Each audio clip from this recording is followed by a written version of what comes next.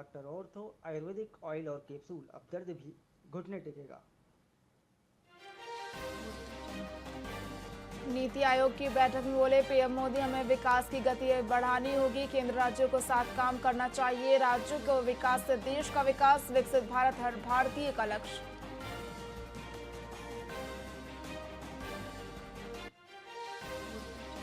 दिल्ली के बाटला हाउस इलाके में लगे नोटिस घरों और दुकानों को ढहा सकती है यूपी सरकार के सिंचाई विभाग की जमीन पर अतिक्रमण, 5 जून तक मकान खाली करने के आदेश।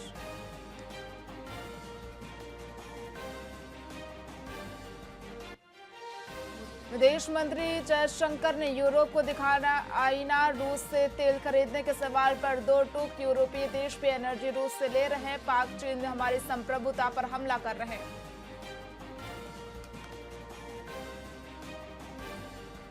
दिल्ली में पानी की कमी के मुद्दे पर नेता विपक्ष आतिशी का बयान, सीएम रेखा गुप्ता से मिलने का समय मांगा है। आतिशी का आरोप, दिल्ली में भयंकर गर्मी के बीच भीषण जल संकट।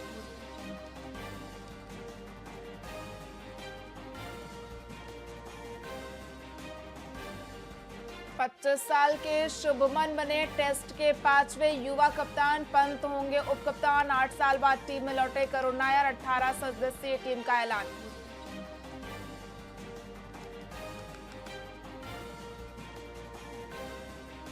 नमस्कार, आप देख रहे हैं वीआईपी न्यूज। मैं हूं आपके साथ प्रज्ञा तिवारी। रुक करते खबरों की ओर। छत्तीसगढ़ के मुख्यमंत्री विष्णुदेव साय नई दिल्ली में प्रधानमंत्री नरेंद्र मोदी की अध्यक्षता में आयोजित नीति आयोग की बैठक में शामिल हुए। बैठक में वे राज्य के विकास रोड मैप, नक्सलवाद के अंत और नई औद्योगिक नीति पर चर्चा की। बस्तर जो जनजातीय बाहुल क्षेत्र है, नक्सलवाद के कारण वर्षों से वहां का विकास रुका हुआ है। लेकिन जिस तरह से माननीय प्रधानमंत्री जी और माननीय गृह मंत्री जी का संकल्प है 31 मार्च 2026 तक नक्सलवाद को समाप्त करने का, और जिस तरह से हमारे जवान नक्सलवाद के साथ लड़ रहे हैं, मुझे पूरा भरोसा है कि 31 मार्च 2026 तक बस्तर क्षेत्र से भी नक्सलवाद समाप्त होगा। तो उस क्षेत्र को विकास की दृष्टि में काफी आगे बढ़ाना है। वहाँ पर पर्यटन की अपार संभावना है और पर्यटन को हम लोगों ने नई उद्योग नीति में उद्योग का दर्जा दिया है। और वहाँ पर फॉरेस्ट प्रोड्यूस भी सैकड़ों तरह के हैं, तो फॉरेस्ट प्रोड्यूस का वैल्यू एडिशन करके वहाँ के लोगों को आर्थिक रूप से सशक्त करने का काम करेंगे। कृषि की भी वहाँ पर अपार संभावना है। वहाँ की मिट्टी उर्वरा शक्ति से भरपूर है, मेहनतकश किसान हैं। हम लोग वहाँ पर खेतों में पानी पहुँचाएंगे और कृषि को आगे बढ़ाएंगे। एक होम स्टे पर्यटन के क्षेत्र में है, उसको भी हम लोग नई उद्योग नीति के माध्यम से आगे बढ़ाएंगे। उसमें भी लोगों को निजी रूप से फायदा होगा। बस्तर बेमेतरा विधानसभा के ग्राम बाबा मोहतरा और खुड़मुड़ा में सुशासन तिहार के अंतर्गत समाधान शिविर का आयोजन किया गया, जिसमें क्षेत्रीय विधायक दीपेश साहू मुख्य अतिथि के रूप में शामिल हैं। विधायक साहू ने जनसंवाद के माध्यम से ग्रामीणों की समस्याएं सुनी और त्वरित समाधान के लिए अधिकारियों को दिशा निर्देश दिए। उन्होंने विभिन्न विभागों के स्टॉलों का निरीक्षण कर योजनाओं की जानकारी ली और आमजन तक शासन की योजनाएं पहुंचाने पर जोर दिया। प्रधानमंत्री आवास योजना में लापरवाही की शिकायत पर उन्होंने संबंधित सचिव की जांच के निर्देश सीईओ को दिए। वहीं अवैध शराब बिक्री पर कड़ा रुख अपनाते हुए आबकारी विभाग को तत्काल कार्यवाही करने को कहा।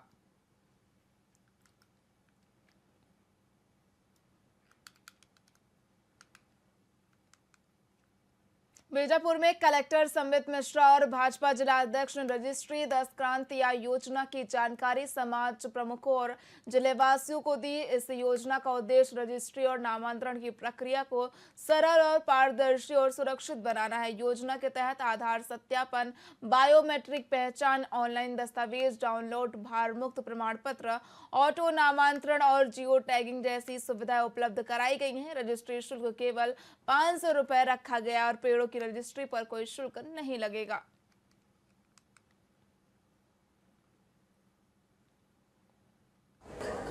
छत्तीसगढ़ शासन की पंजीयन के संबंध में, रजिस्ट्री के संबंध में जो 10 क्रांतियां हैं, उसके संबंध में पंजीयन विभाग के द्वारा मास्टर ट्रेनर के माध्यम से आज कार्यशाला आयोजित किया गया। उसमें सभी जनप्रतिनिधि उपस्थित रहे।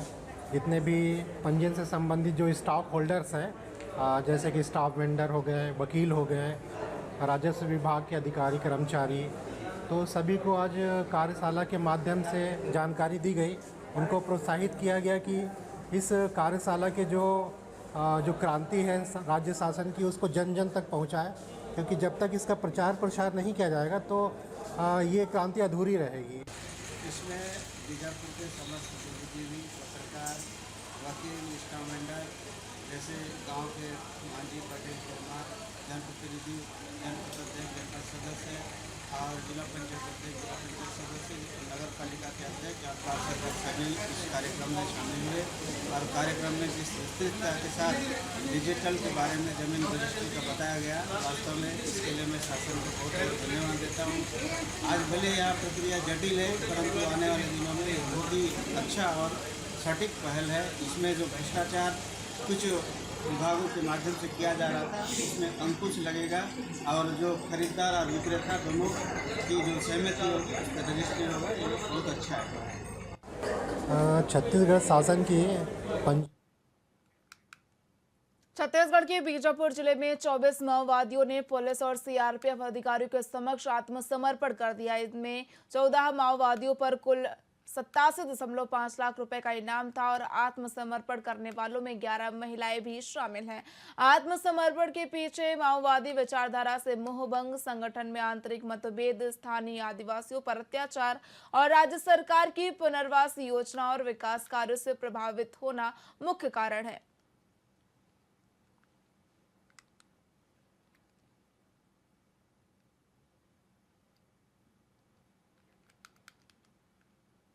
दुर्ग नगर निगम ने महापौर अलका बगमार के निर्देश पर शहर के विभिन्न बाजारों में अतिक्रमण हटाने का अभियान चलाया। इसके तहत इंदिरा मार्केट में 30 साल से सड़क किनारे दुकान लगाने वाले व्यापारियों की दुकानें हटा दी गई हैं।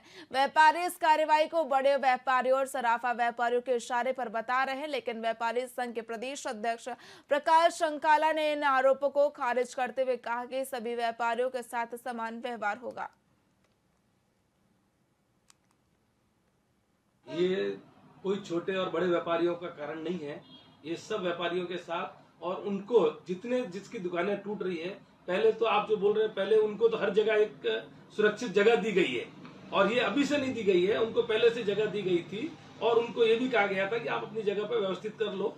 और ये तो देखो, अतिक्रमण अगर मैं अवैध कब्जा करूंगा तो आज नहीं तो कल, आज चाहे बड़ा व्यापारी हो चाहे छोटा व्यापारी हो, सबका अवैध कब्जा टूटेगा। और मैं उसका बहुत बहुत साधुवाद भी देना चाहूंगा कि आज बड़े व्यापारियों को भी किसी का ऐसा मत हो कि बड़ा व्यापारी अगर कोई गलत कर रहा, बड़े व्यापारी के साथ उनके साथ अगर सहानुभूति दिखाए, ऐसा काम होना नहीं चाहिए। और चाहे बड़ा करे, आज मेरी दुकान भी अगर नाली के ऊपर है तो मेरी दुकान भी आप तोड़ सकते हो। उसके लिए मैं नगर निगम का जो है स्वागत करता हूं और धन्यवाद देना चाह रहा हूं कि आज दुर्ग को इतना अच्छा और सुंदर बना रहे हैं। और ये कोई वो अपने लिए नहीं कर रहे हैं, ये हर व्यापारी के लिए कर रहे हैं, हर व्यक्ति के लिए कर रहे हैं। आज जो हमारा दुर्ग का व्यापार कम हो रहा था, सबसे बड़ा कारण यही था कि व्यापारी पहुंच नहीं पाता था। व्यापारी को मालूम है, मैं अगर दुर्ग में निकलूंगा मेरी गाड़ी भी नहीं निकल पाएगी, तो व्यापारी यहाँ आना ही पसंद नहीं कर रहा था। वो सब भिलाई जा रहा था या रायपुर जा रहे थे।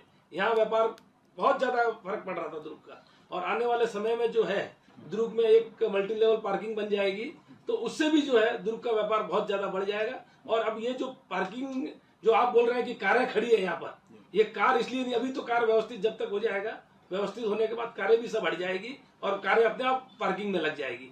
पीछे की जो जगह है पूरा पार्किंग के लिए नगर निगम से हम लोगों ने, पूरे व्यापारियों ने बात कर ली है कि ये सक्ती जिले में खनन माफिया ने दिन दहाड़े अवैध ब्लास्टिंग कर डोलोमाइट पत्थर का उत्खनन किया, जिससे गांव में दहशत का माहौल है। माफिया ने तालाब के चारों और बारूद बिछाकर धमाके किए, जिससे ग्रामीण भयभीत है। सूचना मिलने पर कलेक्टर ने तुरंत राजस्व अमले को मौके पर भेजकर कार्रवाई करवाई। अधिकारी पहुंचते ही खनन माफिया फरार हो गए, लेकिन उनकी अवैध उत्खनन में लगी गाड़ियां जब्त कर ली गई हैं। कलेक्टर ने चेतावनी दी है कि अवैध खनन माफियाओं के खिलाफ कड़ी कार्रवाई की जाएगी। सक्ती जिले के आसपास, बाराद्वार के आसपास अवैध माफियाओं, अवैध डोलोमाइट खनन माफियाओं द्वारा लगातार अवैध ब्लास्टिंग किया जा रहा है। आज ही सीता पंडरिया ग्राम में ब्लास्टिंग की तैयारी हुई है। 4 दिन पूर्व ब्लास्टिंग हुआ है। यहाँ के अधिकारी ध्यान नहीं दे रहे हैं। ब्लास्टिंग ऐसा लग रहा है कि यहाँ पे नक्सली लोग आकर ब्लास्ट कर रहे हैं गाँव में। अधिकारी लोग ध्यान नहीं दे रहे हैं। इस पर एक जांच की जा रही है। जांच में मुख्य कई बिंदु हैं जो शक के घेरे पे जाती हैं कि इसमें किन किन लोगों की संलिप्तता थी। उसमें से कुछ बिंदु इस प्रकार हैं कि कहा जा रहा है कि जो तालाब था उसे गहरीकरण करने के नाम पर प्रस्ताव पारित किया गया था। तो ये जो प्रस्ताव था ये स्वयं ही गलत है। ये प्रस्ताव कैसे हुआ एक खुद विषय है जो जांच करने के बाद ही सामने आएगा। दूसरा ये था कि बिना अनुमति के आप ब्लास्टिंग नहीं कर सकते हो, तो ये बिना अनुमति के जो भी कंसर्न पर्सन था उसके पास एक्सप्लोसिव्स कहाँ से आए। शक्ति जिले के बिलासपुर में कलेक्टर संजय अग्रवाल की अध्यक्षता में रेड क्रॉस प्रबंध समिति की बैठक आयोजित की गई, जिसमें कई अहम निर्णय लिए गए। बैठक की शुरुआत में सभी सदस्यों ने नए कलेक्टर का स्वागत किया। रेड क्रॉस के युवोदय रेड क्रॉस मितान कार्यक्रम की जानकारी दी गई, जिसके तहत 25-25 ग्राम पंचायतों और महाविद्यालयों के युवाओं को रेड क्रॉस और शासन की योजनाओं से जोड़ा जाएगा। बैठक में रेड क्रॉस मेडिकल शॉप में नियुक्ति, प्राथमिक चिकित्सा प्रशिक्षण शिविर और रक्तदान शिविर आयोजित करने के निर्णय लिए गए। कलेक्टर स्वयं महाविद्यालय प्राचार्यों की बैठक लेंगे। इसके अलावा केंद्रीय जेल को गत्ते, एनएसयू में फ्लोर मैट और सीम सर्वर की दुकानों का किराया 10% बढ़ाने जैसे फैसले लिए गए।